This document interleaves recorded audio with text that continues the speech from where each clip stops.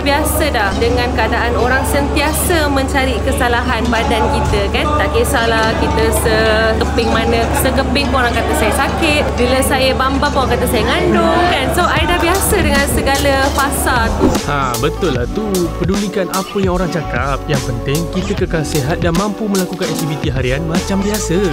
Kata pelakon Diana Daniel, dia sudah lali menerima pertanyaan dan perteguran orang ramai mengenai berat badannya yang dikatakan kini semakin berisi. Tidak ambil hati dengan perkara itu, Diana sebaliknya menganggap teguran itu sebagai perkara positif. Alah, tak kisahlah berisi ke, kurus ke. Yang penting Diana tetap nampak cantik je. Confidence tu tak ada kena mengena dengan saiz badan. I mean, masa dia memang betul-betul naik badan tu pun macam I tak terasa affected pun dengan apa kata orang. Sebab dia jarang gemuk.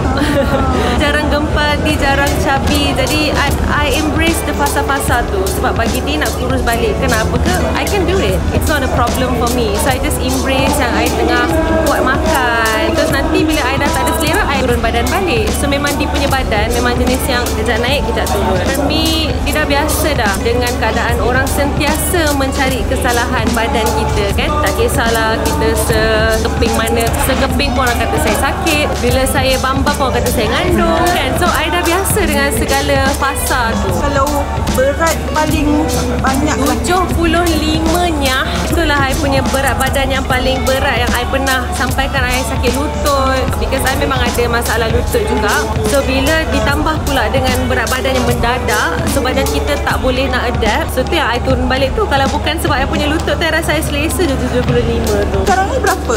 70 lah.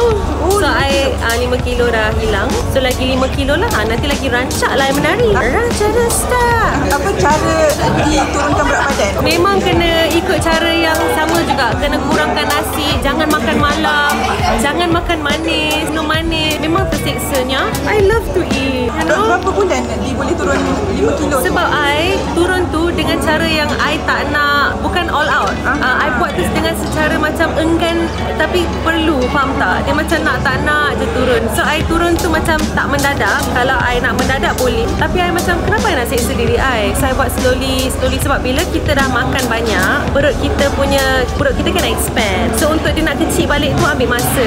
So sebenarnya kalau kita nak kekal dengan berat badan yang tak naik tak turun selalu tu, kita kena slowly turun. Ambil berbulan jugalah. Macam terpaksa tu kenapa? Sebab kerja ke? Sebab tu, satu sebabkan I punya lutut. Lagi satu ialah kita nak kena lincah pula, nyanyi pula lagu yang rancak kan. Nanti nampak macam berbola-bola dekat atas pentas ni. Orang ingat bola ke manusia kan. Saya cakap macam tak boleh lah macam tu. Kena turunkan berat badan. Sebab as a celebrity, memang benda tu yang orang akan nampak dulu. Orang akan nampak Diana, awak dah bambam. Sedangkan saya selesa je macam tu. Tapi it's gonna be a distraction for saya punya lagu. Untuk saya buat 2 filem. Masa tu saya 75.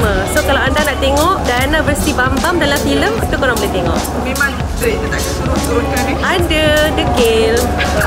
Tapi tu filem macam mana? Filem aksi ke atau macam mana? Filem baran tu filem hantu. Dan filem memori. Memori tu adalah filem kisah benar lah. Kita nampak lah aku macam jiga-jiga gitu. Berdomain. Yeah, I really don't. I cannot say I don't care because I can celebrity. I have to look good. Tapi at the same time, I think dia macam dah, I just accept my body and love my body the way it is. Kalau I happy, I really don't care what everyone has to say as long as I get the job done and I makan. Saya tengah dalam fasa suka makan.